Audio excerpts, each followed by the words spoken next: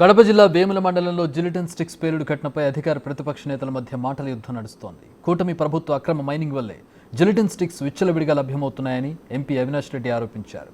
ఇలాంటి ఘటనతో జిల్లా ప్రజలు భయభ్రాంతులకు గురయ్యారని చెప్పారు. అయితే ఎంపీ వ్యాఖ్యలపై టీడీపీ ఎమ్మెల్సీ రామ్గోపాల్ రెడ్డి ఘాటుగా స్పందించారు. శాంతి భద్రతలు, అభివృద్ధి, అక్రమ మైనింగ్పై అవినాష్ రెడ్డి మాట్లాడడం హాస్యాస్పదంగా ఉందన్నారు. అక్రమ మైనింగ్కు ఆద్యులు అవినాష్ రెడ్డి అంటూ విరుచుకుపడ్డారు.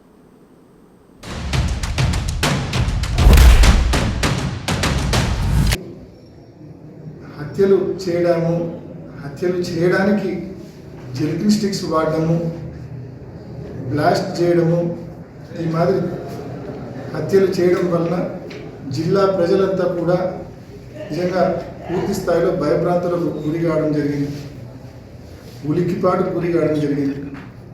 మరి ముఖ్యంగా ఒక్కసారి మనం చూస్తే ఇంత యథేచ్ఛగా డెటనేటర్లు, జిలిటిన్ స్టిక్స్ అవైలబుల్ ఉన్నాయంటే పులివెందుల నియోజకవర్గంలో, వేముల మండలంలో ఇంత యథేచ్ఛగా మనుషులను చంపడానికి ఇంత యథేచ్ఛగా మరి జిలిటిన్ స్టిక్స్ వాడుతున్నారు అంటే దీనికి ప్రధానమైన కారణం వేముల మండలంలో జరుగుతూ ఉన్న అక్రమ మైనింగ్.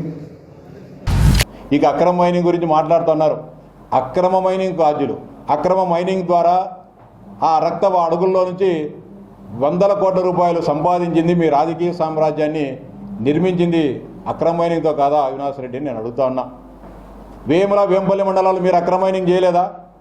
టిఫిన్ బరీడీకి సంబంధించిన దాదాపు 14-15 వేల టన్నులు ముగ్గురాయి ఉంటే దొంగతనంగా మీ అనుచరులు వాటిని తీసుకోబోయలేదా?